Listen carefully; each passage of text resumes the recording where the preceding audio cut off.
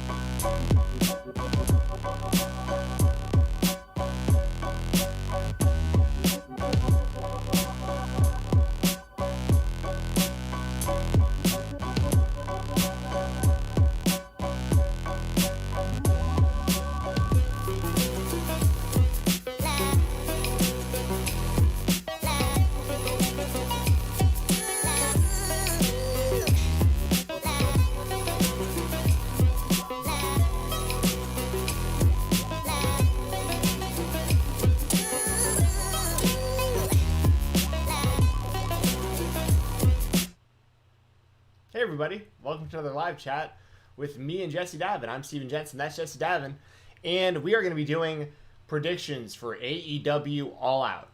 So, I'll kick it off right off the bat by letting everybody know, like always, and especially during prediction shows, this is the best time to send super chats and donations. Reason being, we're going to be going match by match through this card. That's going to be pretty much the whole episode today. We're going to get started at the pre-show, go up through the main event. So if you want your predictions out there, read on air, if you have any questions about the show, if you have any comments or anything along those lines that have to do with AEW All Out, or if there's anything from Dynamite, which we'll be talking about Dynamite right at the beginning as well. So anything, if you want your voice heard, questions, comments, all that good stuff, predictions, we want to hear from you. Super chats, and there's also a link in the description for donations. They work the same. We make sure to deep dive on whatever you want to talk about. And before we get into all of that, Jessi, how you doing? Well, so just full transparency. Me and Jessi talk before every show for like a little while, so I usually know how she's doing before we go live. But I know she's having kind of an off day, and I also kind of cut her. I also kind of cut her off beforehand too, because she started talking about AEW, and I was like, was like, yo, save it for I the know. show. I was like, save it for the show because I'm a mess. there are these topics she was bringing up that like I think people are gonna want to chime in on. So Jessi, I know how you're doing, but let everyone know kind of how you're doing. Yeah, okay, and like it's even weird because like usually before the show there's like people chatting and there was like none. Yeah, I And see so I was that just now. like, That's kind of strange. hello? Hey, Chanel. I'm like, what is happening? Like I seriously, and like okay, so this is like this is Kenny Omega and a cat. So hi. His head's cut off. Sorry, Kenny. All of my backgrounds are gone off of my Skype for some reason. I don't know what happened. I didn't uninstall it or anything.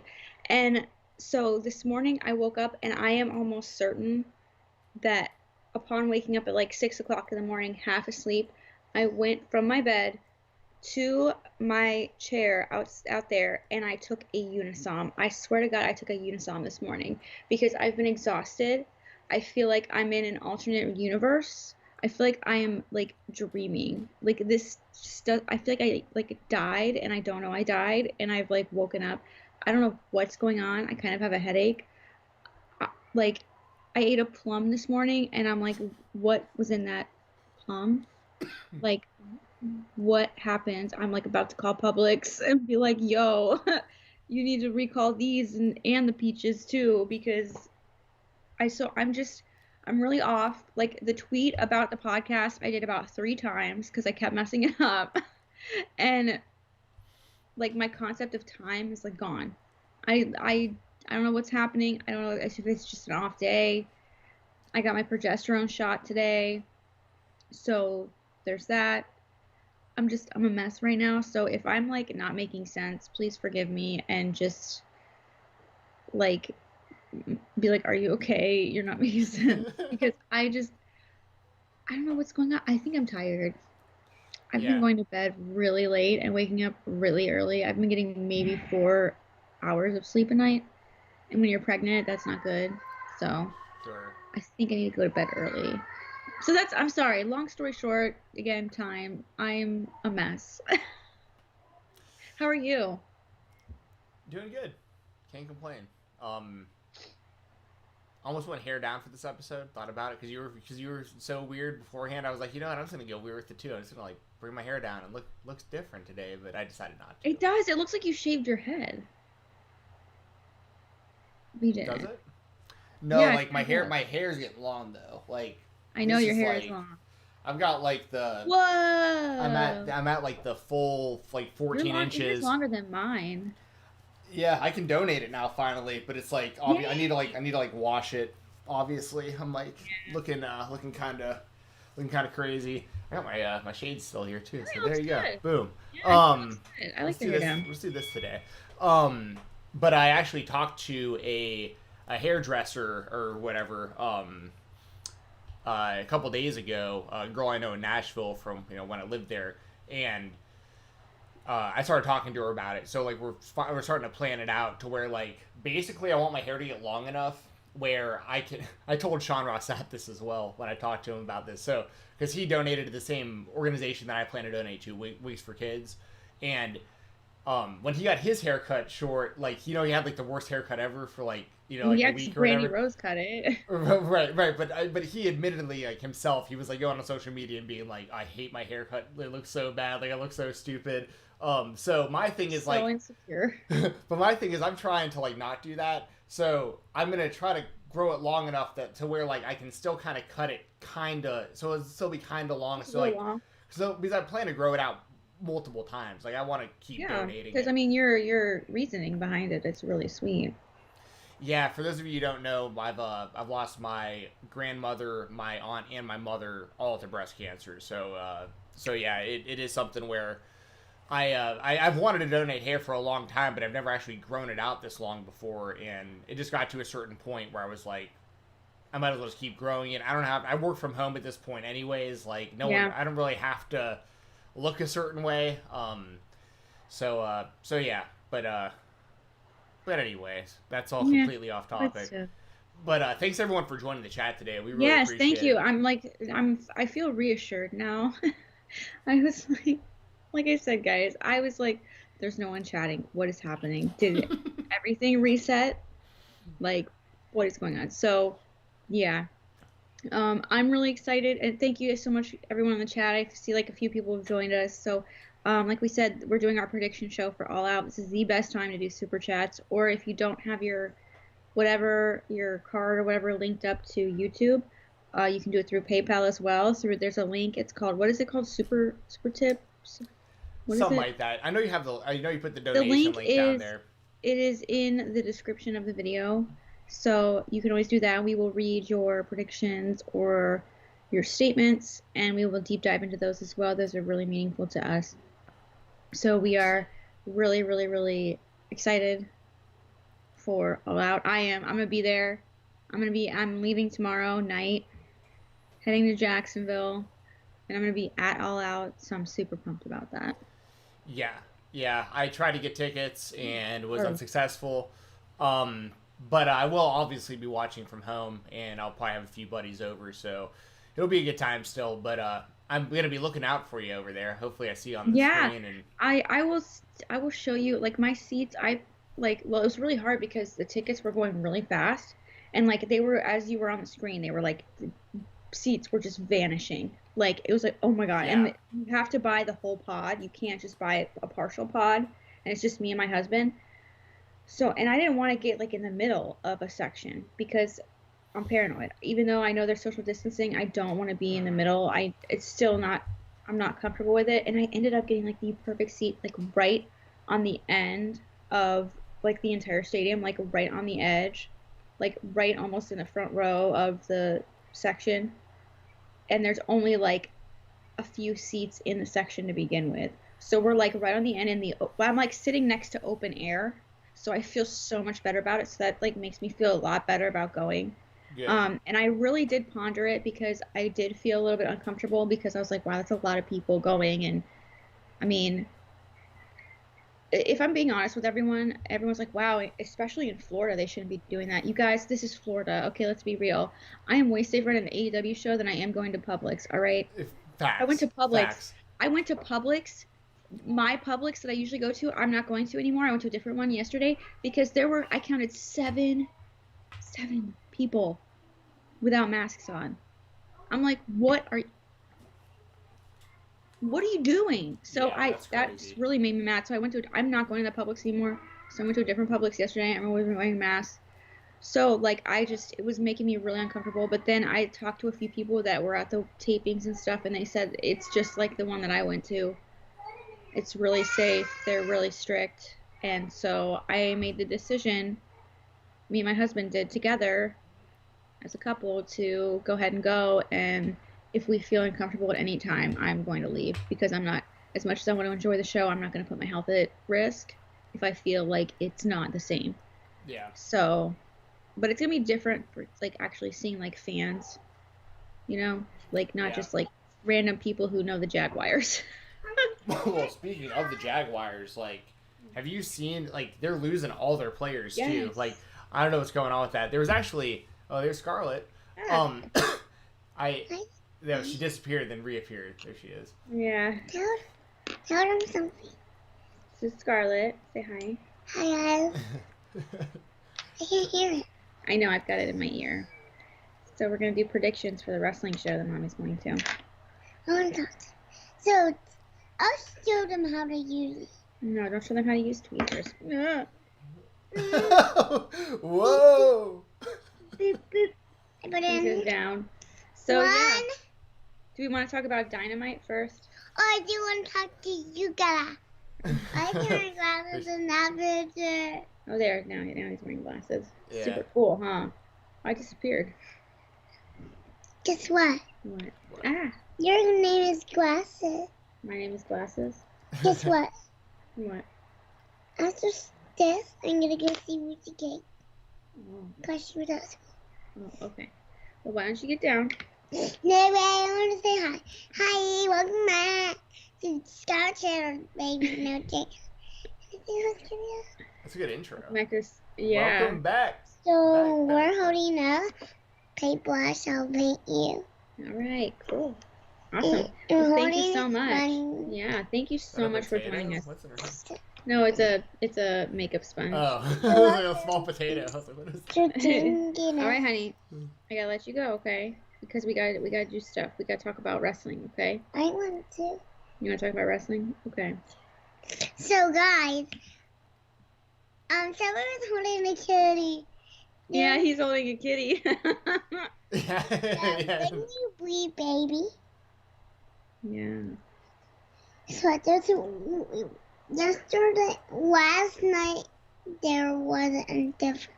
There was wrestling last night, wasn't there? And on the other, like that, today, I was having a bath, hot water. Oh yeah. There was a Scarlet in the other wrestling. There was a Scarlet in the other wrestling. That's Yeah, right. yeah, I nailed don't it. know that. Yeah. Talking about Scarlett Bordeaux? Is she Yeah, talking about, that's yeah, because your husband watches NXT. That totally makes Yeah. sense. Yeah. Yeah. Well, it's on Tuesday too. That's right. Yeah, I It's hope it stays on empty. Tuesday. Yeah. We did get a super chat, Benjamin. Thank you so much, Benjamin, for the super chat. Can you say thank you, Benjamin? I don't want to. You don't want to. Okay. Thank you, Oh, Benjamin. come on. Thank you, Benjamin. Katie. Oh, thank you, Katie. A different Katie. Okay. Wanted to say hi. Okay. She just wanted to meet me, sir. Okay. Well, it says, have fun, stay safe. Thank you, Benjamin. Who, if anyone, is turning heel Saturday? Ooh, who do you think? Another Benjamin is in my class. I think, I mean, I've been calling it for a really How old are long you? time, and they're kind of like at the point where something is going to happen or not happen, but I could still totally see Hangman turning on Omega and joining FTR over the weekend. Yeah. 100 years. I don't know. I think there's a lot of openings. I'm I gonna feel like open with it. AEW, please do not open it. I feel like with AEW, I don't expect them to be traditional in any way. You know, like traditional like WWE. You want to wear those? Okay. So they could swerve us. I feel like they could swerve us, and Kenny could turn heel. I feel like they could swerve us, and Hangman and Kenny, both team up and end up, you know, solving their differences and just see. dominating. And you know, FTR gets, you know, like they get the short end of the Look. stick. I'm trying not to use like bad words. And but I think Hold on, I'm trying to make this. I really do firmly believe that Kenny's gonna turn heel, but it's like it makes more sense for Hangman Page to turn heel because then he can just join FTR, and then Cody or Shawn Spears or whoever they decide to be the fourth horseman, you know?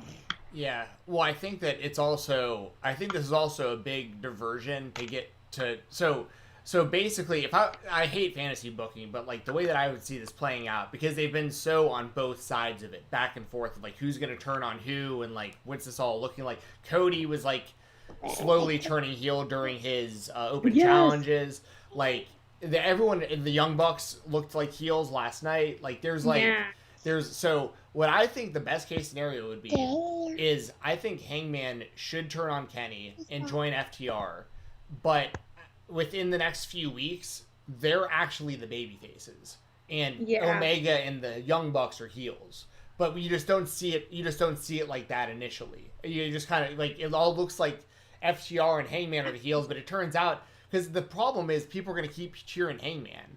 Like I think Hangman's so over at this point, and that like that whether he's like. You know, I just don't see them turning Heyman to the point where people actually boo him. I think people are, even if he turns heel, people are just going to be like, all right, he's even more badass now. Like, so, Yeah. And FTR can work either way. Obviously, they're, I feel like it's so obvious that they're heels that, like, you could flip it around as like their baby faces. And obviously, Cody got his ass kicked by Brody Lee. I think he'll come back as a baby face and he can join up with those guys as well to take on the Dark Order, which I think would be really smart. So, like, there's a lot of really good options, and the good thing is I don't care who it is, and I don't because I trust their booking, so like I don't care who winds up turning heel or who's that. Like I just want to see good wrestling and storylines that like make sense. So I honestly like it's a win-win for us as fans because wherever direction they go, like I trust that they're going to something that I'm gonna enjoy watching. Yeah, thank you again, Benjamin, so much for the super chat. It means so much to us, like honestly. So thank you. It really means a lot. And to piggyback off of that point, I trust AEW's booking to kind of relate to that. Last night, the main event, the main match, the lawyer versus Mox. Smart Mark Sterling. Yeah, I hated it. I hated it so much. He walked out there like the Walmart Captain America. And I know he can actually like wrestle. I know he's like a legitimate wrestler. Yeah. And so, but just the outfit was just like, what am I watching? Like, if this was WWE, I'd be pooping all over this. Like, I would be pooping diarrhea farts all over this. Like, this is, and I just, sorry for that visual, everyone, but I just really just was like, this is the go home show for one of your huge pay-per-views, and this is what we're doing.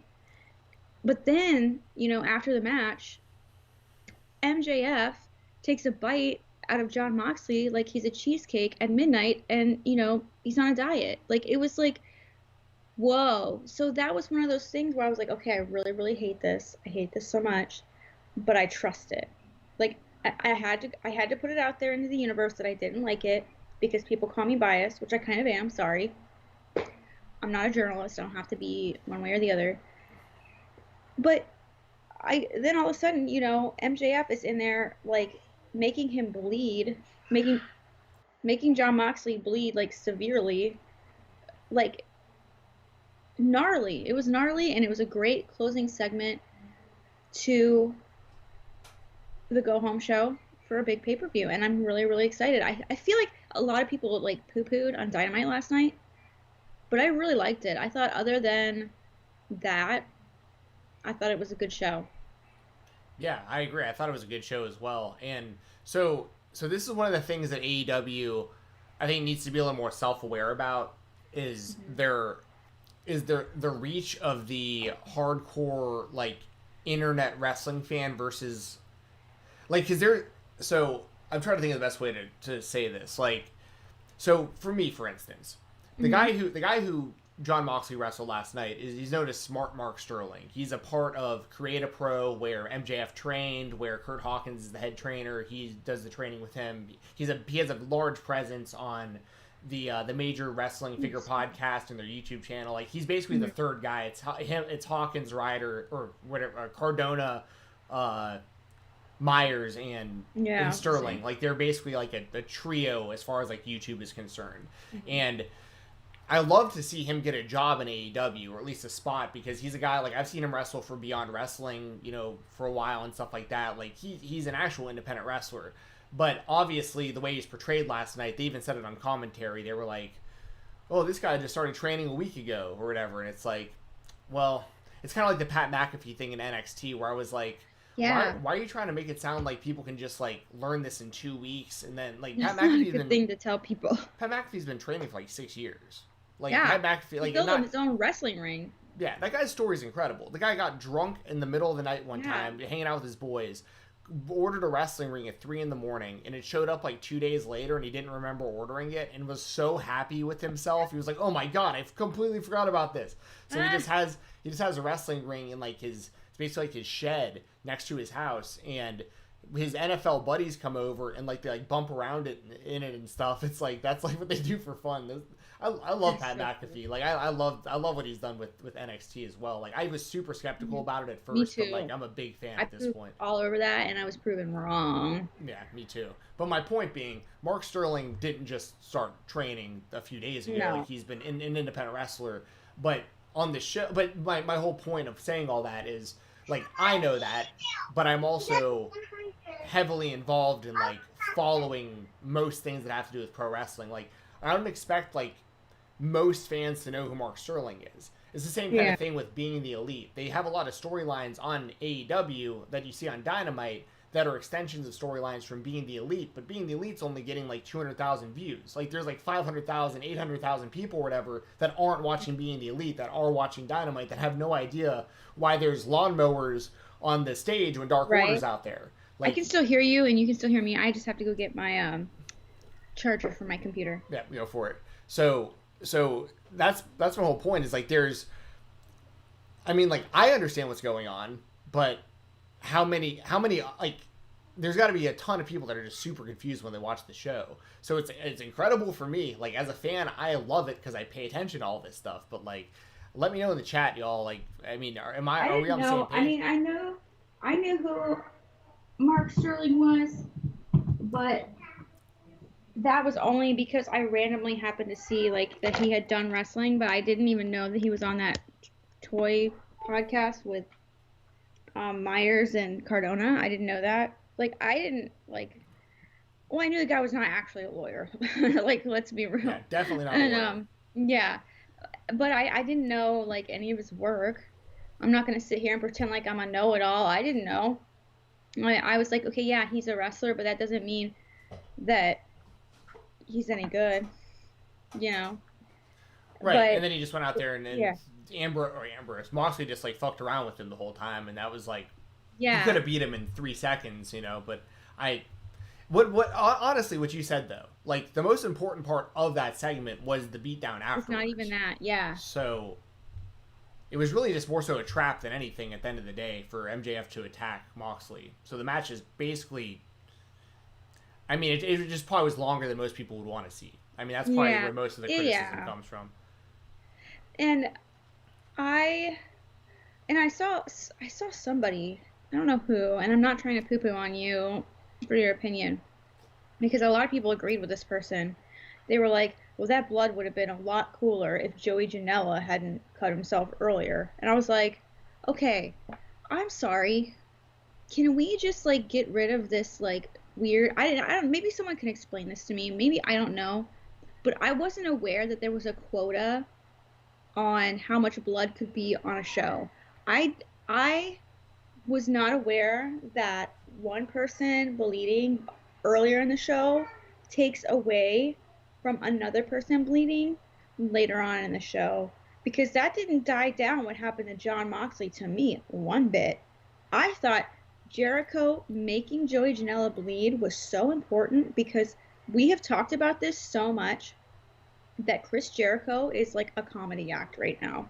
Like, he is embracing the meme and he is living the meme, and it's like, are you even like, it's arguable, like, is he even a legitimate like competitor anymore? He's doing this Mimosa Mayhem match, you know, it's a goofy gimmick match on a pay-per-view with Orange Cassidy. You know, they've had, you know, the suit with the orange juice and the bubbly, and they've done like the Stadium Stampede match, and he seems kind of goofy right now. I feel like that was super important for not only Jericho's character, but for the storyline as well, because it's bad blood. There's bad blood between the two.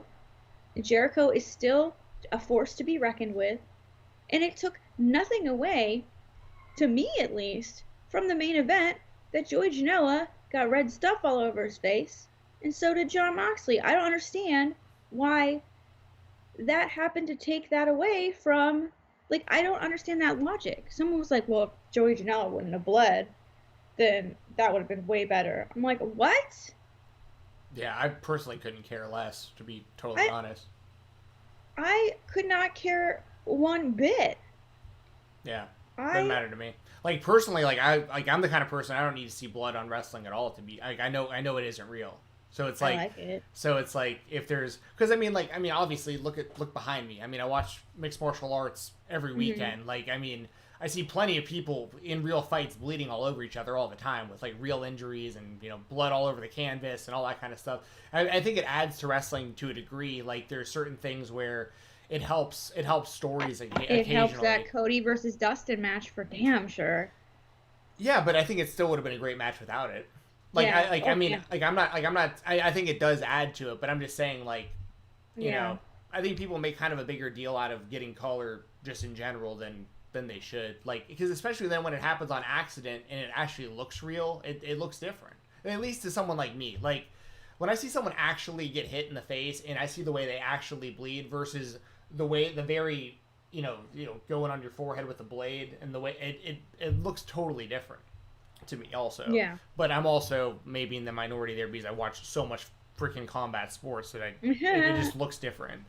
But then you can also always thinking about, like, Austin versus Bret Hart, like when he's in that sharpshooter, it isn't as big of a moment if he isn't just bleeding all over himself. So like there have been absolute instances of like when it has added to it. But I guess my overall point is like last night there could have been no blood, and I'm still just as excited for the match. But what it did do is it did put MJF on an even more kind of barbaric level, because like he went kind of from like the kiss ass like kind of douchebag to like he's still that, but now he's like willing to like fucking drink your blood and like that's kind of fucking savage. I didn't really see that before, you know what I mean? That was gross. It was gross. Yeah. I almost puked, dude. I was like, I was just like, I could taste copper in my mouth when he did that. I was like, ugh. Yes. Oh, another super chat, Jess, if you want to read it out. Yay. Thank you, Dylan. Dylan, glad you could join us this time. I hope your internet's working this time. What the hell was that? Sorry, my daughter's like threw something in here. She's riding her tricycle. Thank you so much, Dylan. I really, really appreciate it, and I know Steven does too. Yes. Thank you. We're glad you're back. We missed you last That time. box even bigger for everybody. Yes. What? Oh, sorry, no one can see that. I'm making the donation box on the screen a little bit bigger so people can see. Yeah, can so see they can read the bottom. Yeah, it says. Dylan says AEW is so good at leaving subtle details and planting seeds that always come back around sooner or later. I agree with that. And you know what I feel like? I feel like AEW gets really good practice with that on Being the Elite. I feel like Being the Elite is a good like test run for stuff. Like they plant such little seeds in there that they don't really put on television. I mean, we've talked about that, the lawnmowers and stuff like that. But they're really good at like planting little seeds that come back and become a bigger part of the story. And I feel like that's a good thing from Being the Elite to translate onto television. So everything you have to pay attention to. It's very, very, very good, and I really do like it. Yeah. Yeah, I agree. Thanks once again, Dylan, for the super chat. It's like, once again, it basically is echoing what I said earlier. Like, for someone like me who watches Being the Elite every week, it's wonderful for progressing storylines on Dynamite and just throughout AEW just in general. But if you're not watching that show, I'm sure it's confusing. So, and I even saw like Jay Jeezy, those people must have never watched CZW or ECW. Yeah, so I grew up on ECW, so I'm pretty numb to a lot of this stuff. But like, so what they're doing with the deathmatch wrestling now that's kind of turned me off on it. And keep in mind, I cover GCW on almost a weekly basis for Fightful on the Weekender, so like I pay attention to deathmatch wrestling even though I don't really like it. What they're getting to now is like the wooden meat skewers to the head, where like they're literally like putting them in people's heads and they're like just hanging out of their heads and stuff, and like and I'll just put it this way: when Joey Janela took the bump or took the tax to his bare feet on with Moxley, when he did the bare feet to the thumbtacks, that wasn't the first time I've seen that either. You know what I mean? Like it's one of those things where it's like they're doing just, I don't know, but then again, there's definitely a market for it. There's fans who love it. It's a different type of artwork. Like if pro wrestling's art, it's a different type of art. It just isn't my particular cup of tea, but every now and then I do see some stuff that I'm like, all right, even though that was kind of like not what I was looking for, sometimes it winds up being pretty good. So I mean, I got to give it that credit as well. But anyway, let's trust the process. Greg says he hates the skewer spots. No, I know that's the thing. The shock value versus, because my thing is this: to me there's like an art form in going out there, like a magic trick, right? Like you're not trying to hurt the other person. They're not trying to hurt you. Like this is it's an act essentially. I mean, like it's a very physical act, and there's a magic to none of, but there's no, like, to take a pizza cutter and slice someone in the head with it, like that. There's no magic to that. Like you actually just cut someone in the head with a pizza cutter. You know what I mean? Like you actually. I'm sorry. I'm not trying to. I won't talk. No, I'm totally into gore. Like it doesn't. But just like when I think about the pain, I'm like, ow, and all I thought of was like a slice and then like peeling off. Sorry. Yeah. See, that's gonna make me even. But it's one of those things where there's no actual art to that. Like there's an art to not killing somebody. Like there's an Yeah. art to like not stabbing someone in the head so deep that they actually kill, but it's like, come on, like you're A actually scissor puncturing board people. to the neck is a little too much, guys. Right. And then like the David Arquette thing, when that happened, that was like, Oh, and granted, like he was in over his head. He should not have had that match with Nick Gage to begin with. But like, because yeah, Nick Gage is someone who really knows what he's doing in these he situations. legitimately went to prison. Oh yeah, oh yeah. There's a whole. He's a very, the funniest thing, the most ironic thing about Nick Gage. I have to be totally honest about this. Like people probably won't believe me. Nick Gage. I don't know if I've ever seen kids, like children, get more drawn to a wrestler in person ever than I have seen with Nick Gage in person. No. But No. You gotta let me finish. But at shows where there was not, like I've seen him wrestle in high school gyms before, where you're not allowed to do any of the stuff we just talked about. And you're just you, and you're coming out and you're doing the the MDK thing. You look badass. And all that, and like, and I have never seen anything like that before, where like all these kids who have never seen a wrestler before just flocking towards a guy after a match and being like, this is my fit, because he'll go out, even though he can't use the weapons, he'll still go in like the stands and fight people like in front, and it's like, so he gets over everywhere. Like Nick Gage gets over everywhere he goes. Like I have to give him even though deathmatch wrestling is not my thing, I totally respect what that guy has been able to do within the pro wrestling industry, especially with going to jail for as long as he did, and like being able to rebound and like still have a big career. Like now, like right now, he's probably doing as well as he ever has. Like I mean, I gotta give him props for that. He had a match with Brian Alvarez. Brian Alvarez. It was so funny, that build. Him and Brian Alvarez, the Chop and Roll Express. Him and Filthy Tom had a match against Nick Gage and oh god, I can't remember who, but Nick Gage was like the mystery partner. It was brilliant. But anyways, on to AEW. Yeah, we can get this pulled up. So once again, this is one more reminder before we get onto these predictions. This is why super chats are very important for a show like this. Super chats and donations, because me and Jesse are basically just going to go from the pre-show up through the main event. If we see a super chat, we will make sure to stop what we're talking about. But this is also like, if you want your predictions out there, if you have questions about the show, if you have just anything in general you want to say about the show, that's going to be the way to get our attention and the way to make sure that we, talk about it on air. So let's just jump into this right now. So I'll start off with you, Jesse. We got Britt Baker and Big Swole in the pre-show. It's going to be a cinematic match according to Tony Khan. Yeah. Tony Khan straight up said so on that conference call. So, So let's see how this goes. What do you think about this being on the pre-show, and what do you think about the match in general? Who wins? Who wins?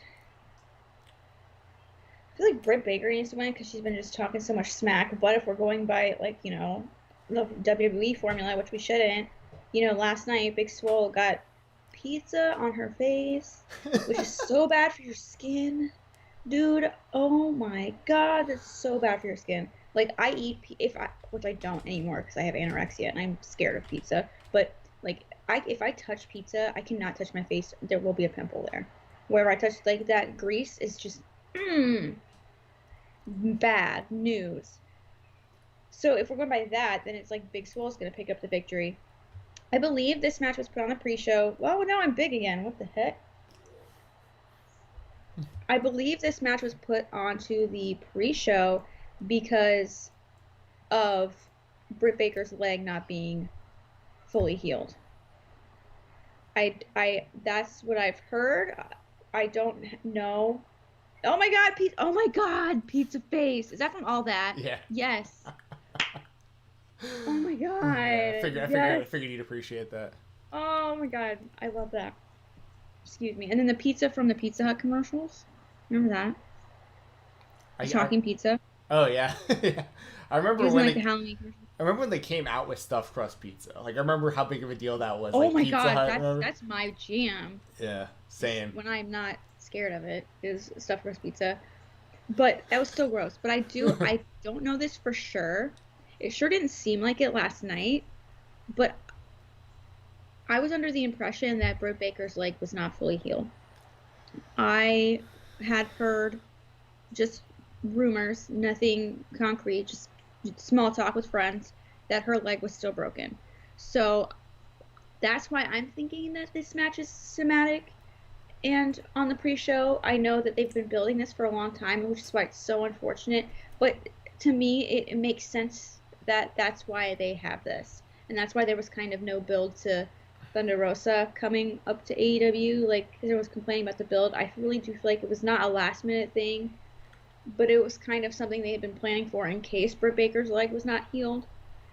So I think Britt Baker needs to win this. I'm just gonna go ahead and go with Britt Baker because she follows me on Twitter. So. There you go. And that's cool. She kicks like Adam Cole too. That's what my husband said.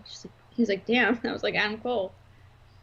But I'm just gonna go ahead and pick Britt Baker. Yeah, it's kind of a hard one to call. I don't know. Like, I think it'll be.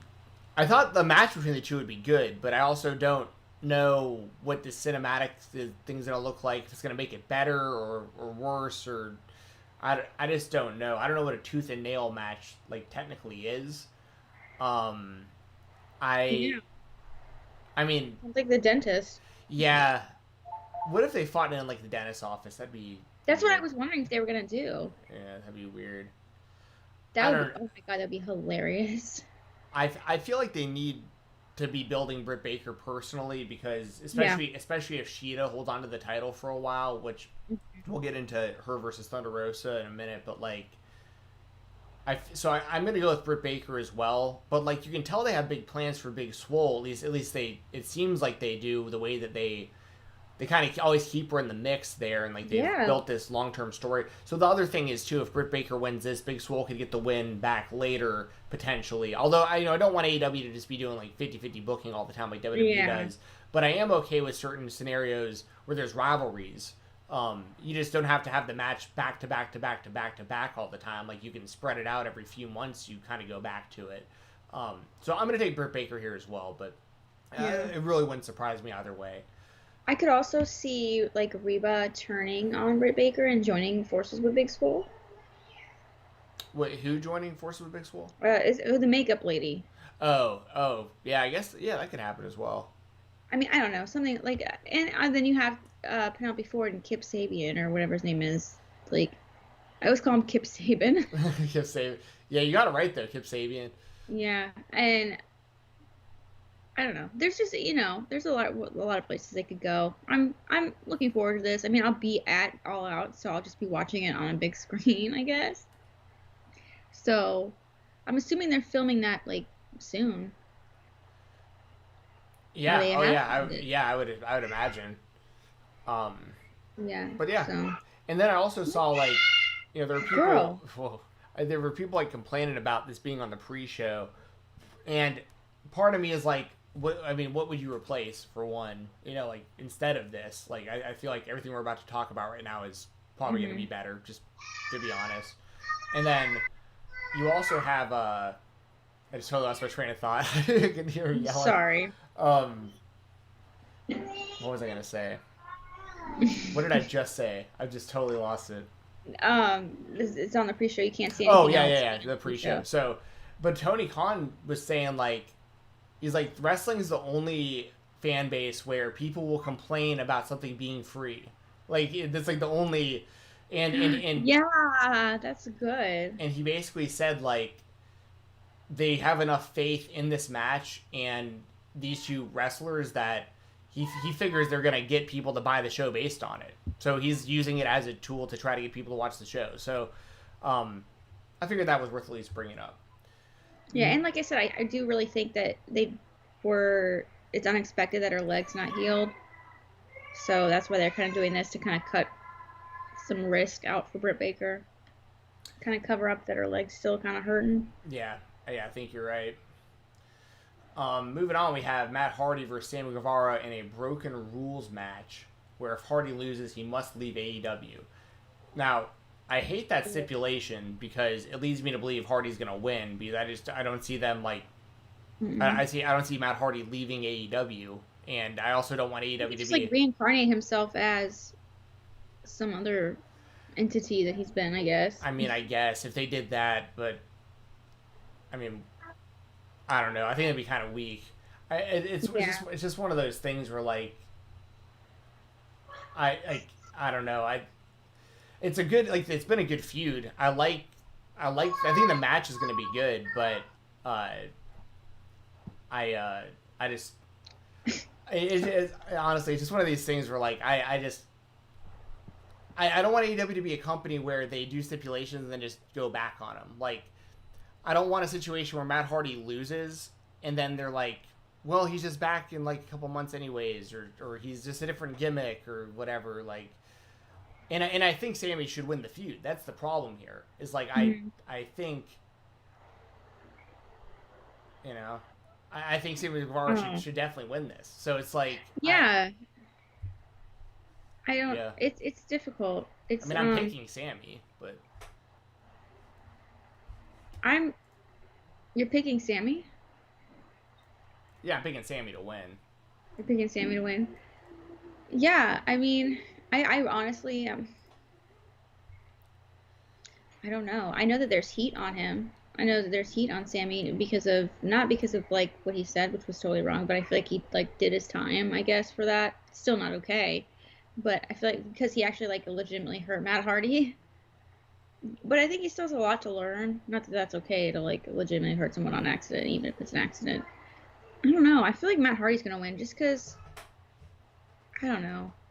I feel like Sammy needs kind of like a reboot. I feel like his whole gimmick was like part of like being like sex gods and kind of being this like heartbreaker. But now with like the whole Sasha Banks thing, he kind of needs to like get away from that a little bit and kind of repackage himself a little bit to not be like so. Because I mean, he did that whole thing where he was like making out with that picture of Brandy, and she was like, yeah, you know. And I don't know. I feel like Matt Hardy. I'm just gonna pick Matt Hardy just to be edgy. Yeah. I don't know. I mean, like it makes more sense, like storyline wise, like right now for Matt Hardy to win. But if that happens, like, so here's my position on Matt Hardy just in general in AEW.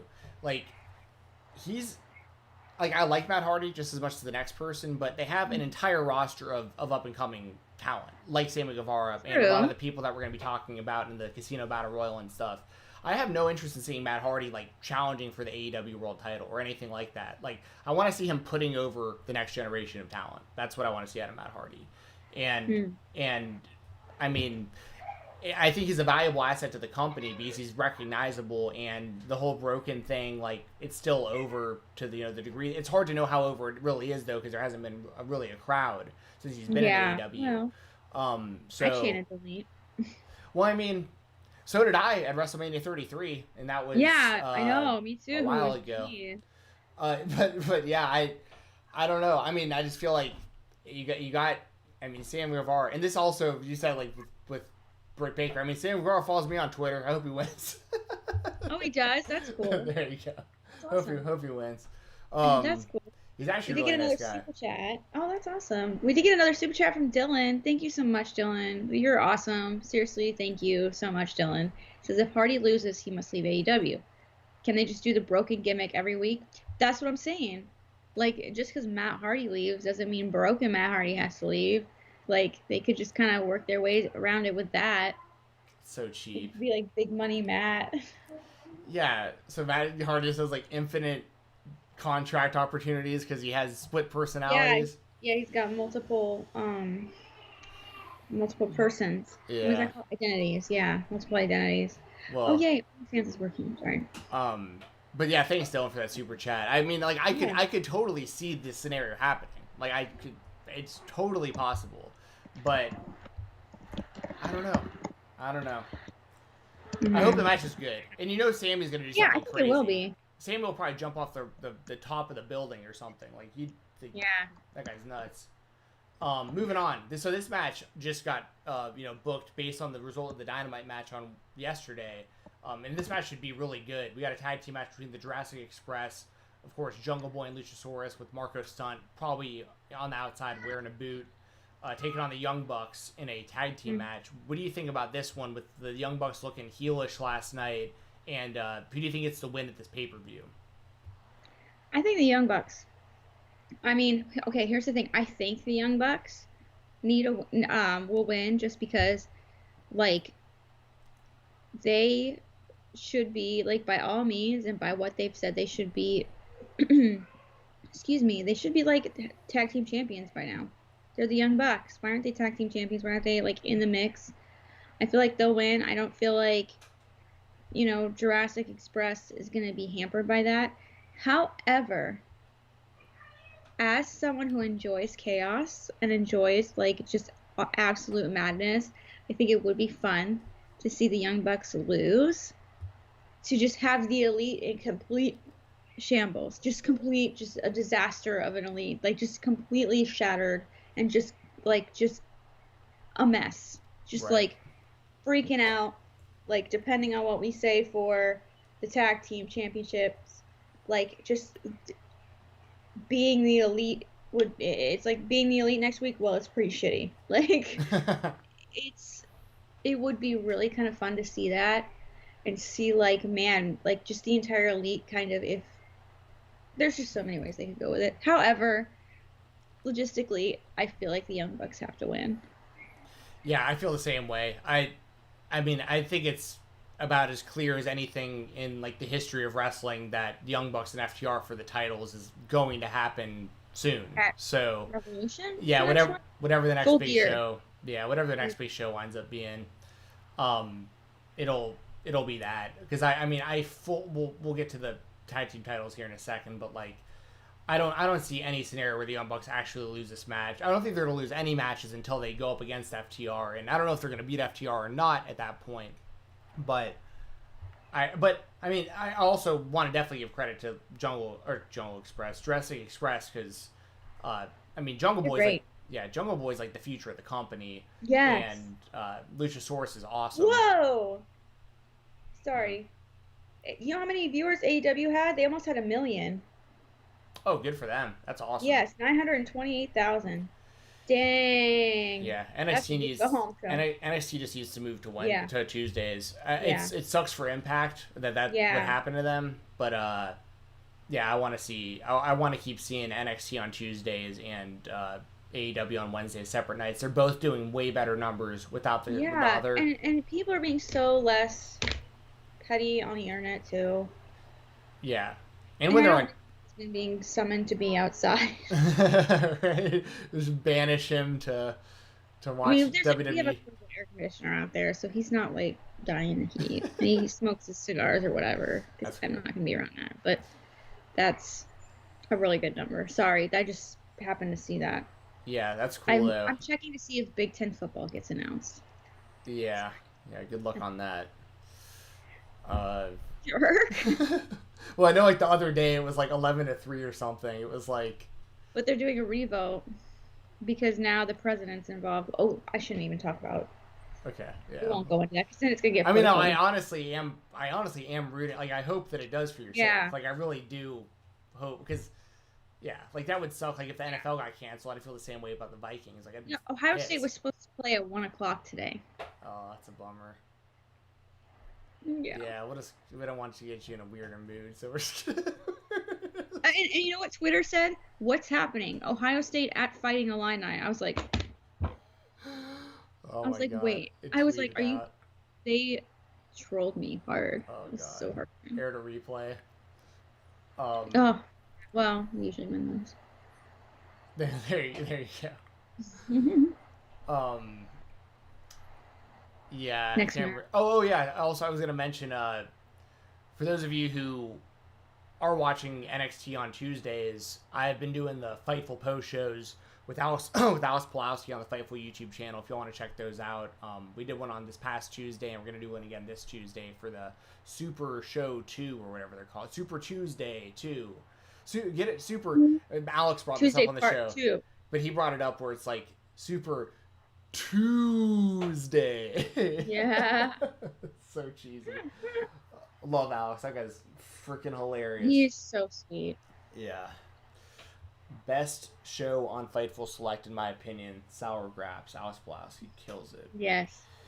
All right, moving on. We got an 8-man tag team match. The Dark Order, which will be comprised of Brody Lee, Colt Cabana, Evil Uno, and Stu Grayson taking on basically like Team Cody, which is Matt Cardona, Scorpio Sky, Dustin Rhodes, and QT Marshall, who will probably have Allie. This is basically the group of people that are out to like avenge Cody getting the shit beat out of him for the TNT title. I feel like the Dark Order's got to win here, and I feel like Brody Lee's just on a roll, and I love what they're doing with Dark Order. I love what they do with Dark Order on Being the Elite, but it's a weird crossover between the characters you see on Being the Elite and Dynamite, which is what I've been talking about earlier. On Being the Elite. Yeah, John Silver's hilarious. He's like the MVP of BTE right now. And so is Brody Lee. Like his like deadpan, like sarcastic humor is hilarious. I know he takes a lot of inspiration from the Kevin Smith movies, like Mallrats and all that kind of stuff. That makes sense. You can actually see I've got the Mallrats blueprints down there on the. I know. But because his name Brody is he literally has said it in interviews. Like he took the name from Brody Bruce, who's the main character of Mallrats. That's where Brody Lee comes from. That's amazing. The name Brody is from Brody from Mallrats. So I get where me and him are on the same page comedically. Like I think he's hilarious. I'm not as funny as he is. I'm not trying to say like comedically like I'm as funny as Brody Lee, but like I understand his style of humor really well. And then you got Stu Grayson in this match also, who is fantastic. Yeah, he's going to be a major singles star whenever he breaks. I think he's going to be the one to like break away from Dark Order at some point. Like he'll be the one to like turn on them and like go rogue, and I think he'll do some really good stuff as a singles guy. I think this is a really important match for Matt Cardona. Yes. Because I don't know how he keeps saying he's not actually like he's under like a short-term contract with AEW, and he's basically like, I don't like using the term nepotism, like I really don't, but like it kind of is because he's Cody's best friend, but he also deserves to be there. Like I want to see Matt Cardona in AEW doing his own thing.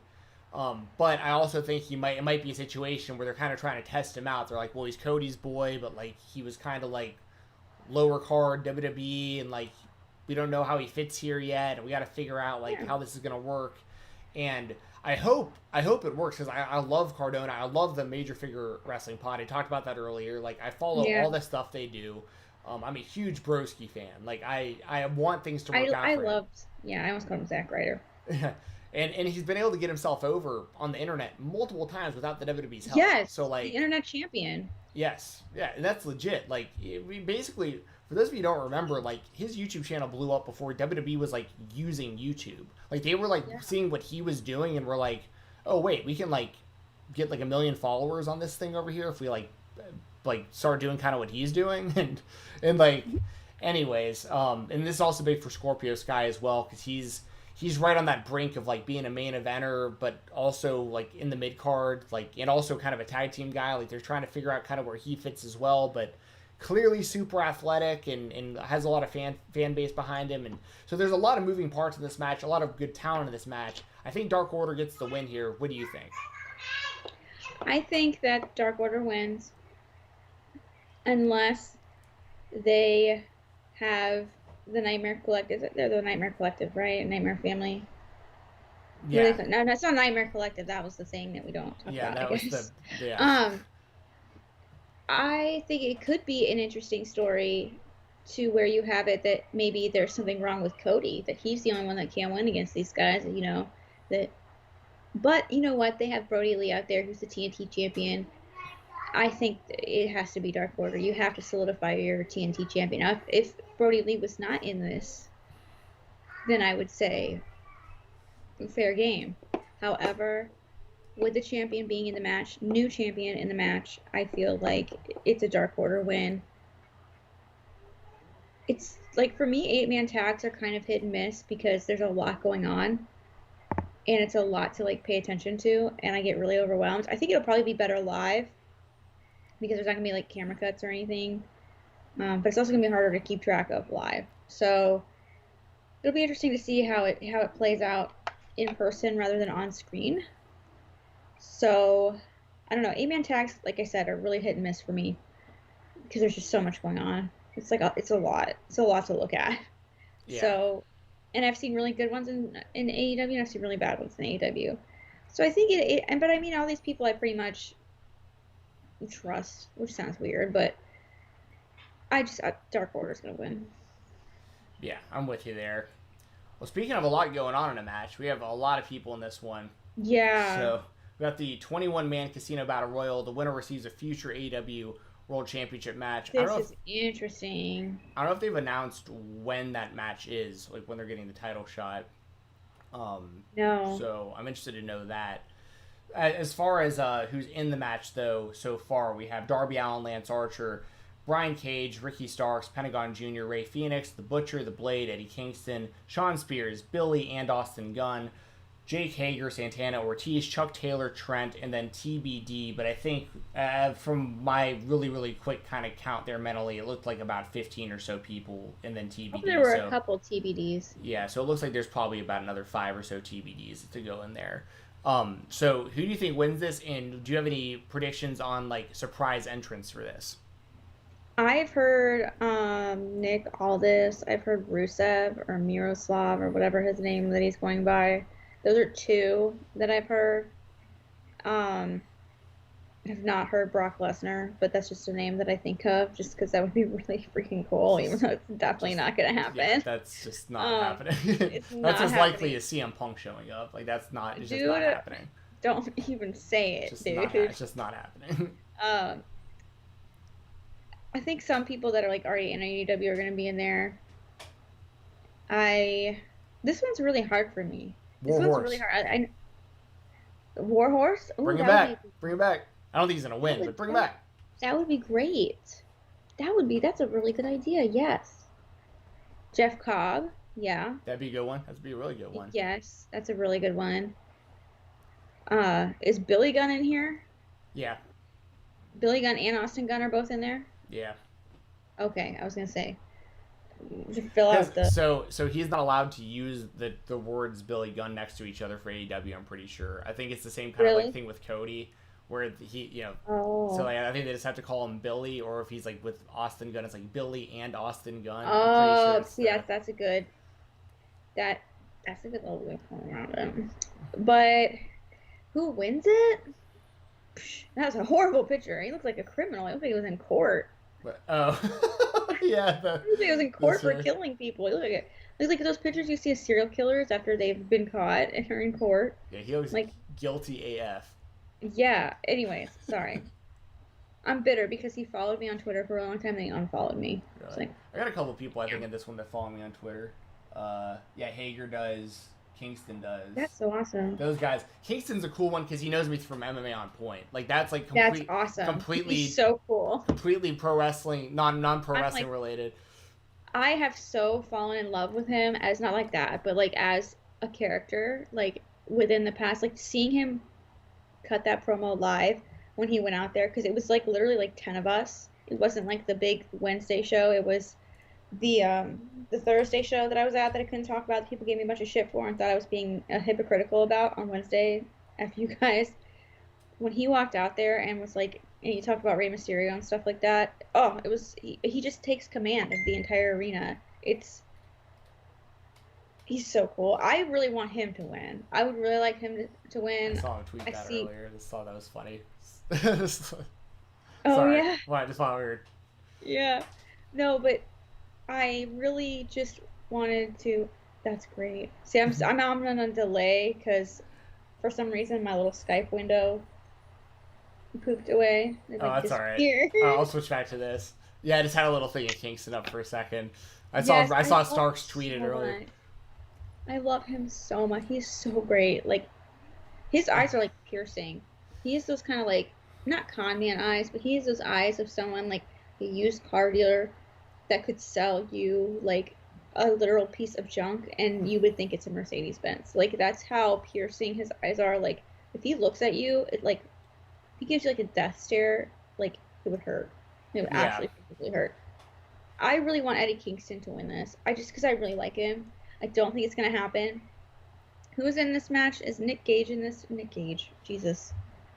Brian Cage. Is he in this match? Yes. I feel like it's got to be him.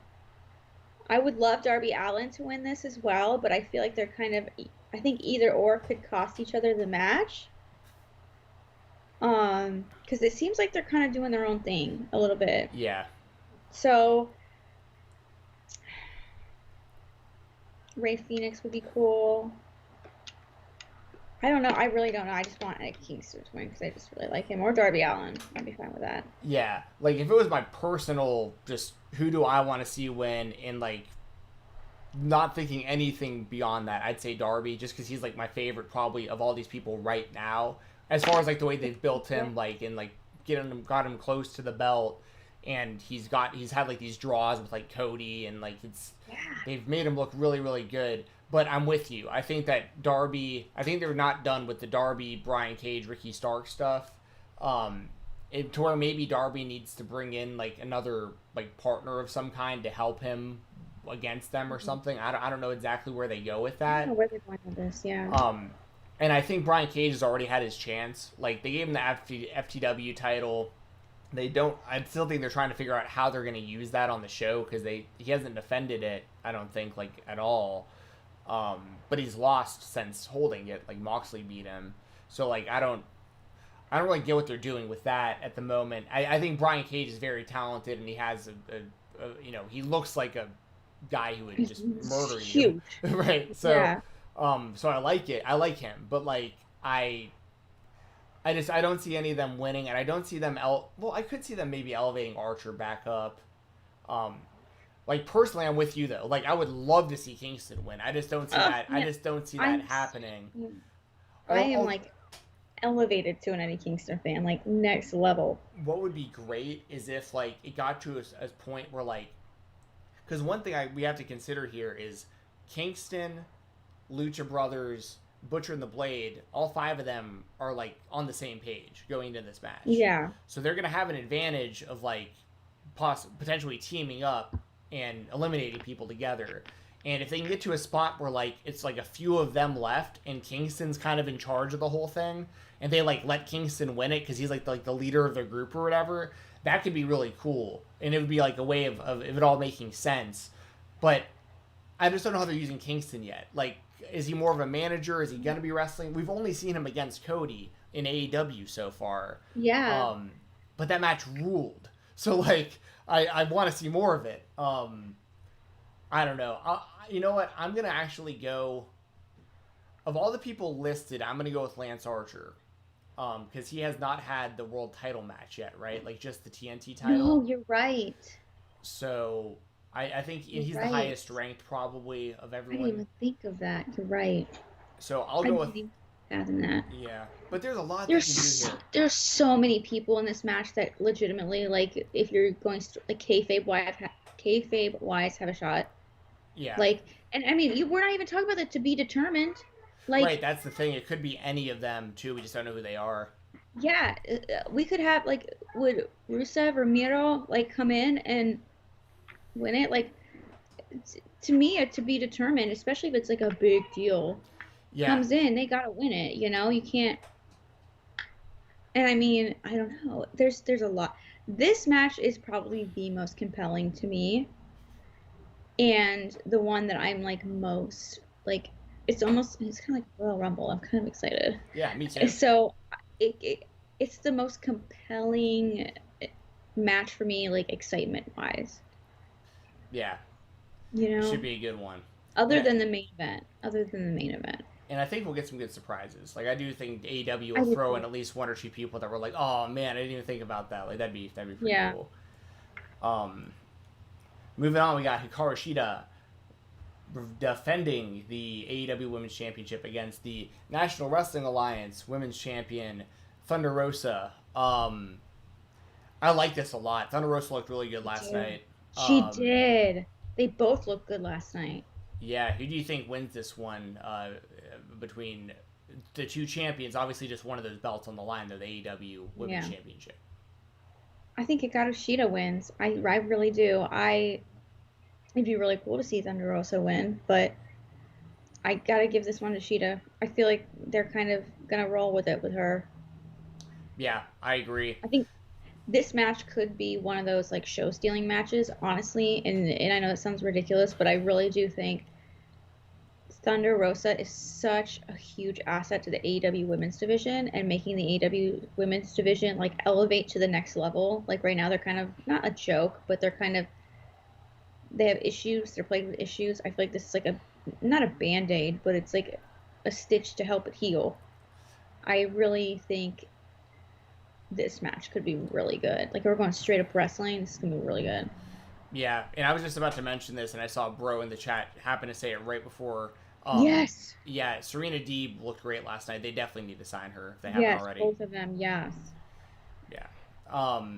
And I think Thunder Rosa. What I like about Thunder Rosa so much, outside of like she's a great worker, and you know I like just Thunder Rosa in general, but I like that there's some sort of deal going on with the NWA and AEW working together, and that opens up the door for, like you mentioned, Nick Aldis and you know there's other people that are involved with NWA, and like even Ricky Starks was with the NWA shortly before signing with AEW and stuff. I think he was a free agent technically, but maybe they were just like maybe they just let him out of his contract so they can sign. Like I don't know, but I'm looking forward to more overlap between the NWA and AEW because I think it's mutually beneficial. It's obviously way more beneficial for the National Wrestling Alliance, but I think that they like that doesn't harm any company by them doing it. Like it helps both, and I'm all for it. What do we have after this? Oh yeah, this is the match I'm looking forward to most on this show. We have Kenny Omega and Hangman Page defending the AEW World Tag Team titles against FTR. I've obviously alluded to it a lot already. Like I think FTR wins the titles here. I don't know if it's going to be because Hangman Page turns or Kenny Omega turns. Although I do want to see Hangman turn and join FTR, especially after this Wednesday, after last night when Tully Blanchard is giving the speech to Wheeler and Harwood. And he's talking about all this stuff that's happened up to this point and how they've just done it step by step, the way that they planned it. And then he's like, these titles are not going to be just handed to you. You're going to have to earn these titles. Go out there and earn the titles and show people why you deserve these. But what I like about that is it leads me to believe that they're not going to earn the titles. I think Hangman beats the shit out of Kenny Omega. And he just leaves him there for FTR to pick up the scraps. Well, that would make him a piece of shit, which is in his Twitter profile. Well, there you go. But like I said, I think down the line, we realized that Kenny was actually the heel in this whole scenario. And Hangman was actually doing the right thing by beating the shit out of Kenny Omega. Yeah. But this is all double turn. Yes. But it's gonna be a while before we realize that, I think. It's one of those. But I could be totally wrong. This is just my own dude. Yeah. But anyway, this match is gonna rule either way. Even if Hangman beats up Omega, I think they'll still do some stuff before that. But what's more important than the in-ring in this match, and I rarely ever say this when it comes to wrestling, but what's more important than the in-ring is the story here. Like I am interested to see where this goes between Hangman and Kenny and FTR and everybody involved. Like this is the tea, right? Like this is like the coffee frog. Yeah. The tea. Yeah. There you go. They've all got receipts, honey. Yeah. I am really looking forward to that. Now moving on, we got a match that I'm really not looking forward to, and that's a little concerning considering Chris Jericho is my favorite wrestler of all time, and Orange Cassidy is like one of my current favorites, and I was a humongous fan of his on the indies, and I still am, but this is all getting... It's like dragging out longer and longer. It's becoming more of a comedy thing, like you keep talking about, which you're totally on the money about. It's concerning as a fan of both of these guys. One other thing that's concerning, I'm going to give a shout out to my friend Doug Bateman, who I do shows with, every now and then. He tweeted me this last night. He direct messaged me because it's something I've brought up in the past about other wrestlers. Just throwing it out there. We got to figure this out. I am harsh on Sting's TNA run because he wore a t-shirt when he wrestled. It killed me, right? Because it's like if you're so out of shape that you got to wear a t-shirt when you wrestle, or at least own it. If you're out of shape, just own it. It's pro wrestling. But when you start wearing the t-shirt, then it's like, Oh no, he's like ashamed It's like the T-shirt at the pool. Yeah. Yes, yeah, like you feel bad, right? You're kind of You like, feel really bad. You're take like, your honey, shirt it's off. No, no okay. one's gonna actually Love judge you. yourself, We're judging sweetie. you. We, We're judging you more yeah, that all your clothes are soaking in the pool. Like we're judging that. yeah. Like, so, so That always yeah. broke my heart, by the way. No, yeah, but so Yeah. Jericho wrestled in a shirt last night, and it was He did. You're right. but it was an Orange Cassidy shirt, and it might have just been as a way to like just get an extra dig in on Orange Cassidy. That's what I told Doug. I was like, dude, I'm gonna hold off. Like I think it's mind games, but if Chris Jericho wrestles in a T-shirt this Saturday at All Out, I am very, very concerned. I'm gonna be very concerned about that. Come on, man. Don't be Sting. Just don't become that. You're my favorite wrestler ever. Just don't do it. He gets body shamed all the time online for his body. I'm like, dude, he's aging. I'm sorry, it happens. Yo, widen out. But It just happens. when he also did that on purpose for his New Japan run. Like he consciously put on size because in Japan he's like in the United States, Chris Jericho being 5'10" or whatever he is, he's a shorter wrestler. In Japan being 5'10", you're actually one of the bigger wrestlers. So he went over there and he put on weight and was more of like a, I don't know if people remember like Takeshi Morishima back in like the Ring of Honor days and stuff. Like he wasn't in shape, but he was very large and he can move. And I think that's what Jericho was going for in New Japan, and he's even talked about it. Like he put on weight on purpose. Now you can tell he's trying to kind of take some of it off. I don't know why I'm even going this far into it. Jericho fucking rules. I just hope he doesn't wind up wearing a T-shirt in the ring, and then I start thinking about him like I thought about TNA Sting. But Orange Cassidy, who wins here, Jesse? Like, wait, who wins this match? Who wins this feud? Is this the end of it? And like, do these guys just move on afterwards? I don't know. I feel like I don't know. At this point I kind of want there better not be a child in my backyard. Sorry, I thought I heard a neighbor.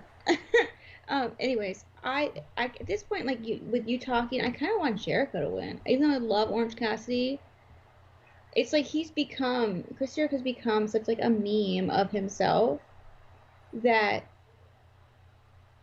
he was the first AEW champion. Like yeah. And then all of a sudden he like fell off, and that is no disrespect to Orange Cassidy. It's no disrespect to this feud. But as someone, I mean, I've enjoyed it. I enjoy comedy wrestling. Like I personally enjoy it, but I know like AEW is going to get a lot of shit for it. You're going to get a lot of criticism for it. And as an empath, I don't like to see a company like AEW, especially a new company and a new company that I really, really like, get a lot of shit. Which is why I like cringe at the women's division, because I know they get a lot of shit for it. But at the same time, I do kind of want Orange Cassidy to win. But then again, what does that do to Orange Cassidy's character? The more serious, and we talked about this, I think, last week. Yeah. Was, Orange Cassidy is a comedy gimmick. It's a comedy character. And while he has those serious moments that to be taken seriously, how serious can you take him to the point where it's like the comedy side kind of gets taken away? And that's kind of what got him over.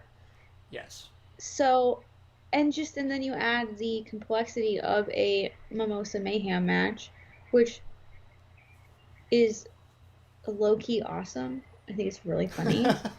Like, as someone who doesn't engage in 420 activities right now because I'm pregnant, but is medically prescribed 420 friendly medication, this is hilarious to me. Like this, if I was stoned out of my gourd, this would be like the best match ever.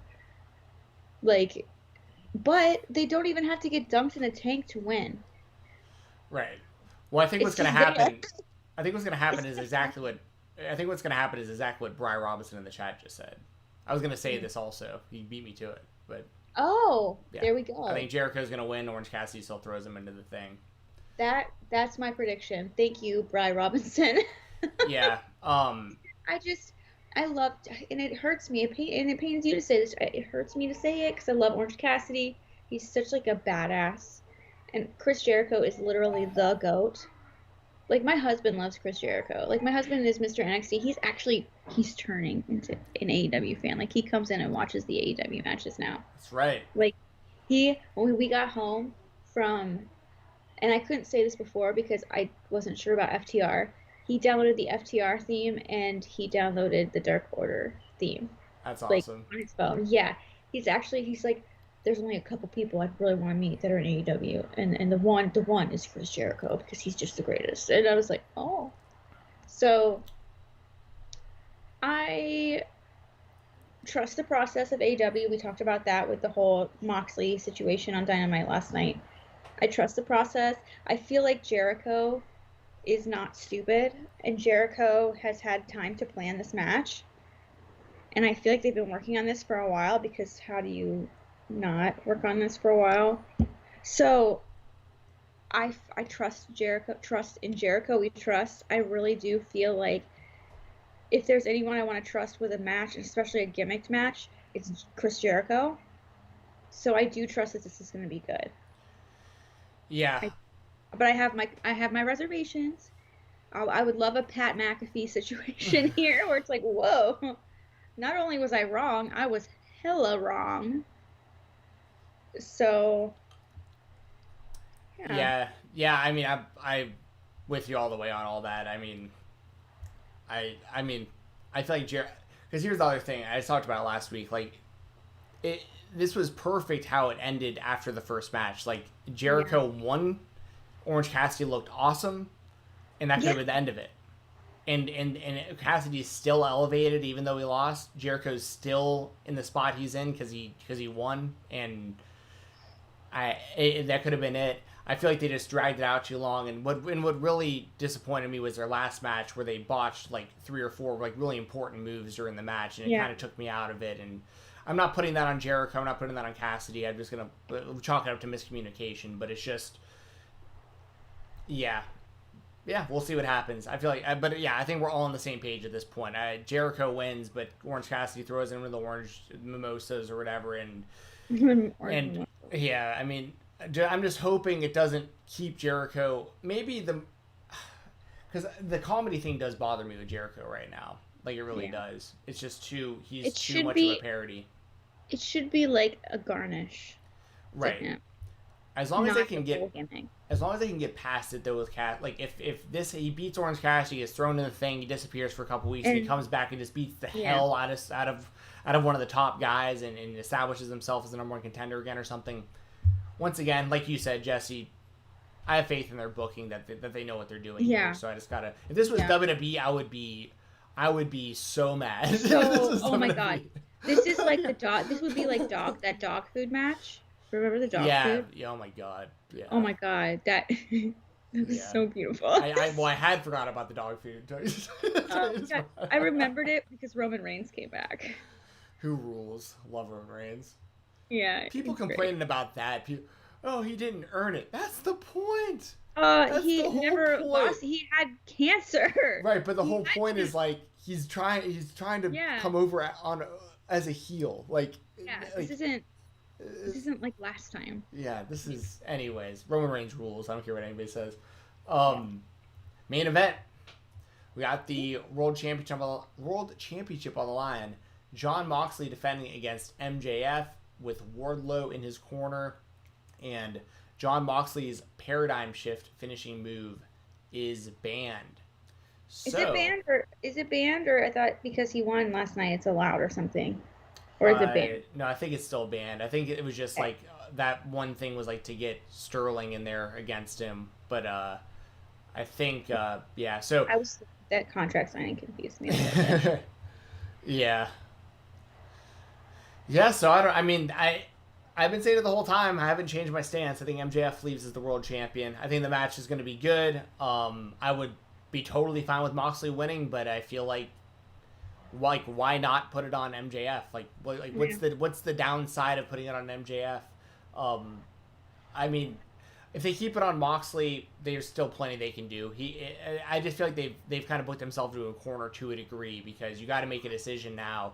Do you have who wins this, or is it a non-finish? And if it's a non-finish, that really sucks because it's the main event of a pay-per-view. You can't do a non-finish. Yeah, you can't do a non-finish. I agree. So you got to pick a winner here. I think if it was Moxley versus anyone else on the roster, I would pick Moxley. But because it's MJF and because of the position he's been put in and undefeated all year and turned on Cody and beat Cody and has the ring and has that whole team behind him and keeps talking about being the face of the company for the next 25 years. His mic skills are on point. His in-ring work's on point. His character's on point. He's young. He stays healthy. Don't jinx it. I don't want to jinx it, but just sorry, I shouldn't have said that. But, You're good. But it's one of those things where he stays relatively on the indies. There was a few times where he had some injuries and stuff like that, but for the most part, it's he seems. I don't want to say reliable because people get hurt, things happen, but like MJF seems like a guy who you could invest in as your world champion right now, and he is a quote unquote homegrown AEW guy. He isn't a former WWE guy like Moxley and Jericho, so like. I feel like it's time to do. I mean, once again, I don't think the time is right because I think this should have happened like a few months later from now, the same scenario. Yeah. But since we're getting it right now, the only downside is the no crowds, but there will be somewhat of a crowd there at All Out. Like, there will be people there to boo if MJF wins. People like Jesse. Well, so, like, I'm going to go with MJF. What do you think? My daughter's coughing. I'm going to go Jon Moxley. Just to be edgy, honestly, to be different, because everyone's picking MJF. Because here's the thing about AEW is, like, the problem with it for me, this is not a bad problem, is that both, like, a lot of the times I feel when we're doing predictions, both people have, and this is what's beautiful about AEW, both people have their cases to be the champion. Yes. It's not like we're going, there's no reason that X shouldn't beat Y. There's no reason that X shouldn't be the champion. There's no reason that X shouldn't win this, but there's also no reason that Y shouldn't win this or shouldn't be in this match at all. Both have their credible builds. I don't think either have lost this year. Like, neither have lost all year. Neither have lost by pinfall or submission. That's awesome. That's yeah. Awesome. You never get that in the WWE anymore. I want to cry. Ever. Like, I'm going to cry. Like, that just made me want to cry. I'm not even kidding. Like, a good cry. Like, that's awesome. That is, like, continuity, long-term booking, supreme, like, ultimate USDA Wagyu prime beef. Like, grade A. Like, that is... Get me hungry over here. I don't know why I said it like that. I don't know why I went to, like, meat. Wagyu. I need iron. I think that's probably why. But the reason I'm picking Jon Moxley is because, like you said before, I think it's a little bit too early for JF to win. I feel like he is such a good campaigner that, and a good, like, propaganda machine, like, he's got a little brood, that he could campaign for a second title shot. Because he's going to latch on to, like, maybe his shoulder was up a little bit, or maybe he didn't completely submit, maybe he wasn't actually passed out, or whatever. Whatever the finish may be, I could honestly see him weaseling his way to another championship match by campaigning. I feel like the whole campaign gimmick is, like, a really cool thing. Pull it out all the way till Full Gear, November, election time. Whatever. Like, you know what I mean? Or whatever. Revolution. Which one's in November? I think it's Revolution. No, it's Full Gear. It's Full... I don't even know. I always forget myself. Me too. Those both are, like, kind of, like, in the same. Because I wasn't at those shows. That's so petty and shitty to say. Sorry. But I feel like they could really go somewhere with that. However, and I think it's too soon to do this, but... Could you see Cody Rhodes getting involved in this match and costing MJF the match? No. I think Cody's been gone for a little while. You think he's gonna be gone for a little while? Because and maybe that's what comes up next, is because he's not. It's not Jericho. He can go after it. He doesn't have the TNT title. He could. Or maybe after I don't know. I was just like having fun. Yeah, But yeah, yeah. No, I think at some point we're definitely gonna get MJF and Cody for the Yeah. AEW World Title. Like it'll happen at some point in the future. yeah. But I don't think that'll happen soon. I feel like I think there's still a pretty good story to be told about Cody being out, coming back, trying to, go after the Dark Order or Brody. Even if Brody beats him again a second time, like trying to get that rematch and then like trying to go from there. But I think Yeah. he'll always be linked to MJF and AEW to a certain degree. Mhm. What I really wanted to see, to be honest, and I still do, like if they can figure out a way of doing it, is I do want to see whenever Cody does like full on turn heel, because I do think that's going to happen. I mean, Oh yeah. inevitably, all these people are going to turn at some point or another. I really want to see Cody help MJF at some point and align with MJF after all the shit they've been through. That would be like the ultimate heel move to like actually side with the guy and like help him win, like take like a backseat to MJF. I think Yeah. that would be because I think that would help MJF a ton to have Cody like actually like managing him basically. Which I could also see happening if Cody actually retires like 5 years from now, like he's saying he wants to, which I doubt he will. But Mhm. I could see him being affiliated with MJF for a long time. But Yeah. that's the great thing about AEW too. They have so much time with this stuff. They got So young they have so talent. many places they could go. Yeah, they got young talent. The company's only been around for a year. I mean, there's so even just looking at the Casino Battle Royal, there's like 10 different long-term storylines you could make out of just that one match with all those people. Like Yeah. there's yeah, limitless opportunities right now for AEW, and I am very looking forward to All Out. I'm so looking forward to this show. Yes. So excited. Well, It'll be a oh lot of geez, fun. What? What happened? I missed it. you got you It's got it. you got really big on the screen again. Oh God, that's embarrassing. I think it's a little bit better now. Yeah, good Okay. enough. Good enough for the kind of the outro here. Um, Yay. That's all out. So, That's oh All yeah, I Out. see it. Oh man, you can really Yeah. see my nasty face. Sorry. Sorry to see me up close. That's only what the mirror sees. Ugh.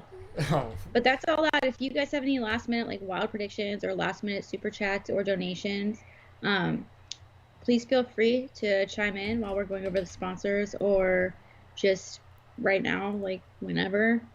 We will answer your question, especially if you super chat or donate. That would really mean a lot to us. But yeah, so I'm really looking forward to this show. AEW tends to knock it out of the park with these pay-per-views. Was not disappointed in last year's All Out at all. So I hope I didn't jinx it, but I think it'll be fun.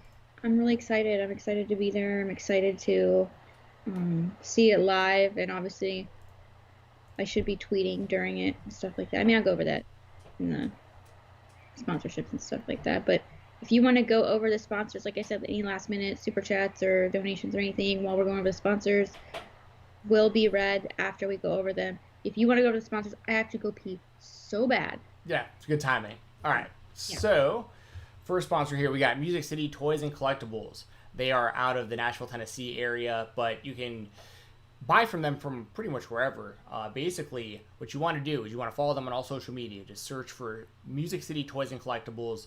They have action figures, DVDs, autographs, old magazines. I mean, everything you could possibly think of. It's nice people, and they'll give you fair business. They even do sales on Facebook, where sometimes it's live, where they'll go on there on video with like different products. They'll tell you how much it costs. You try to claim the product, and then they will invoice you for it. It's really simple. Most of my collection, like you can't see most of my room from this camera angle, but I'm surrounded by action figures and autographs and that kind of stuff. And a lot of the stuff I get directly through Music City Toys and Collectibles, because a lot of the time I'll go on eBay looking for something, and Music City Toys and Collectibles has it for significantly less, and I get it way faster, and they usually don't charge me like anything extra for shipping. So it's really great people, and yeah, they even have sales like I mean, this is just a bunch of their different stuff, obviously going down their page. I know they had they had a Ninja Turtles sale the other day, and they did it where they do this every now and then, where they just put items in a big comment thread and say how much it is. And like if I wanted this Razar from Teenage Mutant Ninja Turtles Secret of the Ooze 2, I remember that movie very, very well. I could just go ahead and reply to that right there, say that I want it, and chat over there at Heroes and Legends. Well, they're an old company. They used to be called Heroes and Legends. I apologize. Music City Toys and Collectibles. They just send you a PayPal invoice. You pay it, and your stuff shows up pretty darn quick. So, once again, that's Music City Toys and Collectibles. Also, make sure to check out WrestleRumble.com. They are the place to be for all fantasy pick'em contests for professional wrestling, and they have incredible raffles, such as the current raffle, which is $1. That's it, $1 entries, and you can win 8 championship belts. We have the NXT Women's Championship, the NXT World Championship, the NXT North American Championship, both NXT Tag Team titles, the NXT UK Women's title, the NXT UK title, and the Cruiserweight title. That's 8 belts, $1 entries at WrestleRumble.com. And then they also have contests for a lot of the big shows as far as you putting your picks in. So, like, for instance, Hannah Moore won the last Draped in Gold raffle. She won 5 replica title belts. And these are the real deal replica title belts, like the $400 a piece belts. And Hannah, I also noticed, is right here. She got number 4 on the NXT TakeOver. So, like, she came darn close to winning that also. They had SummerSlam pick'em contest and a whole bunch of stuff. So once again, just go to WrestleRumble.com, be a part of the contest and the raffles. It's a lot of fun. The prizes are awesome. And they have a lot of cash on the line there, too, all the time. Follow them on Twitter at WrestleRumble. And lastly, my brother, Brian Jensen. This is his Instagram page. It is BoxingATL, BoxingATL. His follower count's been getting higher and higher every time we do this. I'm happy about that. He is a boxing trainer. He can help you lose weight, get in better shape, learn how to throw hands. If you want to be an amateur boxer or a professional boxer, he corners like legitimate boxers as well. Works with Parkinson's Foundation, so if you have any kind of like neurological issue you deal with or anything along those lines, he's an expert at that. He can help you with dexterity work. He can help you over Zoom. He can help you in person at his gym. He can meet you at your business. He can meet you in a park. It doesn't matter. He can help you reach your goals, whether it's in person or over the internet. Got a whole bunch of pictures and videos here of him helping people out in his gym and doing Zoom calls and hitting heavy bags, and obviously a wide variety of clients, everywhere from, people who, does this guy have a belt? I can't see with my glasses on. Oh no, he's not holding a belt. That's actually a girl wearing a Batman suit. That's how good my glasses are. I gotta take these off when I'm looking at these pictures. I was like, wait a second, because what it looks like is someone shorter than him holding a belt, like a title belt in their hands. I can only see the outline of the Batman symbol. But yeah, wide variety of people, wide range of ages. He helps like police officers and a whole bunch of people. So yeah, make sure to give him a follow on Instagram. That's at BoxingATL, BoxingATL. And like all of our sponsors, if you hit any of these people up for anything, tell them that me and Jesse sent you, and I promise you they give you a good deal on whatever you're trying to do. So thank you to all of those people. You can follow me on Twitter at FightTalk_, FIGHTTALK_. And Jesse, what do you have going on? Thank you. I'll take it away. I don't know why I fucking said that. No idea why I said that. But I'll thank take you. it away. I don't know what is going on with me today. I need to go to bed. But, alas. You made it, though. We made it through the whole show. I know, and I didn't completely trip out, which is great. So, basically, the best way to follow me is either on my OnlyFans or on Twitter. My OnlyFans is the best way if you want to, like, directly support me and my family that is growing right now. My OnlyFans is the place to go. OnlyFans.com/Jessi the Buckeye JSSITHGBUCKUE. It has not been working for me today, but I actually was able to post during the podcast. It finally loaded for me. So sorry if you DM'd me this morning and I DM'd you back and you didn't get anything back. I'm going to go through them after this because that was weird. So thank you to everyone who is subscribed. It really does mean a lot. It really does help me out so much. Like I don't really want to go into how much it's helped me out, but it really does. like I would be panicking right now because I have a huge deductible for my insurance and I'm having a baby, so I'm gonna meet my I'm gonna have to make my deductible. But through OnlyFans, I feel a little bit more comfortable about it, and it's my main source of income. So OnlyFans.com/Jessie the Buckeye is the best way to get in contact with me other than Twitter. I do not have my Instagram public. My Instagram is private, and so is my Facebook. My Facebook is shut down. You cannot even like add me as a friend. I don't think you can even search me. Don't even try. If you see anyone, it's probably not me.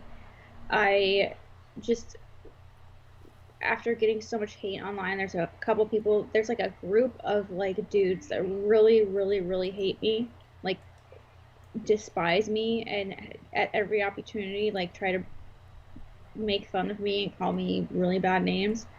So I've really shut down everything else and made it private because the last thing I want them to do is go after my family. So that's why everything's private, and that's why OnlyFans is so important. If you do really want to get into contact with me, that's the best way to do it other than Twitter. My Twitter is where you're probably going to see me at All Out posting about it. I was thinking maybe I should like record myself, but I don't want to be one of those people that's like in public, like, oh, you know what I mean? It's so condescending, but I mean, that's kind of what I'm known for. I don't really want to actually like sit there and like record the show and get in trouble.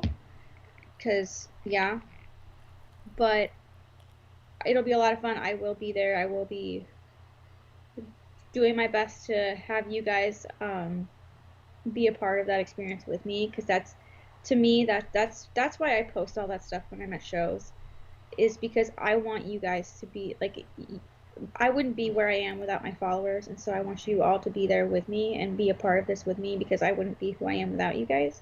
So if it ever comes off as bragging, I'm sorry. I just really want to share it with everybody because I feel like that's that's what I should do. I feel like I owe it to people. So yeah, that's where you can follow me. Basically, long story short, yeah, OnlyFans. Oh, and duh, YouTube. Dirt. Okay, sorry. It's been a long, weird ass day. If you like what you've seen, if you really like what we're talking about, if you like, the chat, we love the chat. Thank you so much for the chat. We love our chat. Please subscribe to the channel. That way you'll get notified whenever we do go live, and you'll get notified about 30 minutes before we go live. It's like a simple reminder, and I think you can even set reminders if I post earlier that we are going to be doing a live show. So that's the best way to like kind of get this other than notifying on Twitter. So please do subscribe to the channel. And if you like what you've seen today, a thumbs up on the video, a like would really, really mean a lot to us. We really appreciate it. It helps the algorithm. It helps get more like-minded, amazing people like you in the chat. We love our chat. We love our super chats. We love everyone in the chat who doesn't super chat too. It's a really nice little place that we've kind of I guess you guys have curated it, and it means a lot to us. So thank you so much, and we would love to have more people like that on the shows as things progress and things get bigger. So yeah, that's about it. So yeah, I don't know when we'll do this next because I'm busy tomorrow and Saturday, and I'll be coming back home Sunday. Yeah. Maybe I don't know. Maybe Yeah. Monday or Tuesday or something. Yeah, we'll figure out Monday or Tuesday. Yeah. So yeah, look out for that, everybody. We'll try to do a review Monday or Tuesday. I might be doing. There's a chance on Saturday morning or afternoon, me and Doug might go live on his channel to do like a little bit of like a preview for AEW. So like, we might be doing that. Awesome. If we wind up doing that, I'll post about it on my Twitter. So if people want to watch that, I might be doing that Saturday afternoon. But outside of that. Yeah, the next time you probably see me on YouTube will be... if we can do... We'll talk about it off air, but if we can do Monday afternoon, that'd be great. Yeah. Because then we can we talk about the show a little bit faster, and I also have to do Fightful on Tuesday night. And that's a lot of talking. My throat's been getting kind of messed up lately because of these shows. Oh. Not these shows particular, but all the... Yeah, but just all of them. Yeah, but all good stuff. I'm very fortunate that I'm able to even do as many of these things as I am. So, but yeah, so look out for us hopefully on Monday, y'all. And everybody enjoy All Out. I'll definitely be watching, and Jessie will be there. So keep up with it.